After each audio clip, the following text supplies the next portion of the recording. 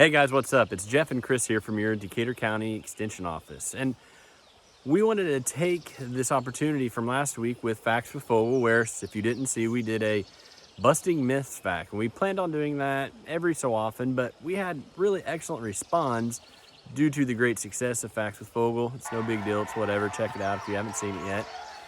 But the questions that we got really highlighted where maybe people know our individual disciplines within Purdue Extension, but they don't see how the disciplines work together and how we are integral. So we thought about, well, let's start some video series on how we do work together. So this week we may highlight health and A&R. Next week it might be health and 4-H or 4-H and A&R, but it's just a way that we can show how we do work together to maybe pass off a question that we get to one another. Yeah, so within Extension, each county is very unique, and they will have, 3, 4, 5 educators depending on the size, but the programming is going to be very different depending on the county, and that's going to depend a lot on our local community needs. So we reach out to our local community and we gather those thoughts and ideas, and then we try to put programming forth to you that we hope is very helpful.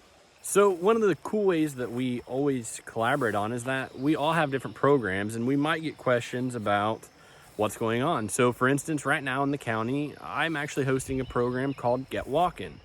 And the program highlights how walking benefits our health. And it really encourages people to get out and walk. And it talks about social support, it talks about goal setting, maybe relapsing to or not potentially working out, and all things that go into being good for walking.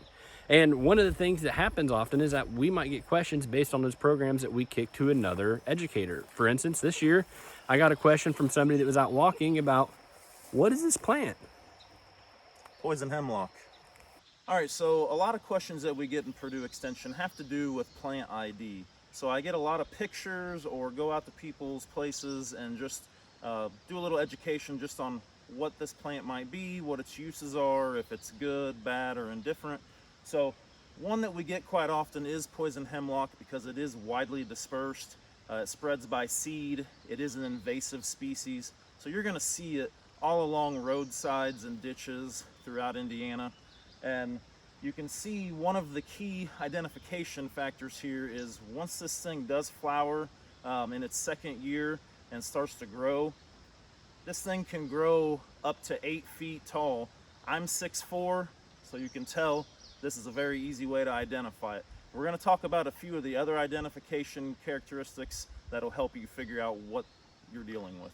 Small white flowers in a cluster that look umbrella shaped. Fern-like leaves are pinnately compound and arranged alternately on the stem. The stems are stout, smooth, and have very distinctive purple spotting. So it's kind of cool how Purdue Extension works, really, because I get a question where it's what kind of plant is this? I kick it over to Jeff. As you just saw, there's some need to know ways to identify, which you could still send in questions or pictures for Jeff to identify. But the question really is, even me as a consumer, is what do we do with this thing now? It seems to be an invasive species, Jeff, but what happens? So the real issue with poison hemlock is the fact that it is toxic to both our livestock, our pets, and also us. We've had cases locally where children have ingested this, and it can be very fatal if not caught soon enough. So those are the things that we really worry about when we're just out and about and touching plants or gathering gathering wild berries or whatever it may be.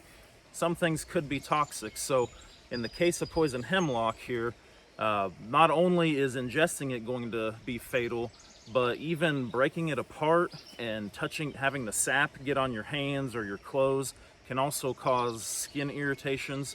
So you really want to be careful when you are around this if you're out enjoying a walk or something like that. So what do you do with this? That's the big thing. When it gets to this height, it's some trouble. So what you really want to do is catch this in the early stages. It is a biennial, so that first year of growth, it's going to be a lot lower. So mowing is going to be your best option. If you keep this mowed down before it can actually flower and spread seeds, then that's going to be your best method of control. Now, when you do mow, the issue there is cleaning your mower deck, because One, you could have sap on there that could cause skin irritations, but the other thing is if it did get to seed, you may be spreading that all around and causing an issue yourself. If you've gotten past that point though, if you can try to spray this with a glyphosate product or 2,4-D, those are going to be good products to use. But again, when you get to this stage, it's more of just scouting and seeing where your issues are and then hitting those with chemical applications next spring. Awesome. Well, hopefully this is just the beginning of many videos that show you how all the disciplines in Extension work and how we work together to bring you, the community, the information you need. So until we see you next time, talk to you later. We know you can't get enough of the two of us, so as we were walking around, we showed you the big, tall, massive plants that were taller than me. We wanted to give you an example of a younger plant that is going to be much easier to control. So again, you're not seeing any flowering here, but you do see the distinctive leaves, you see the spotting on the stems.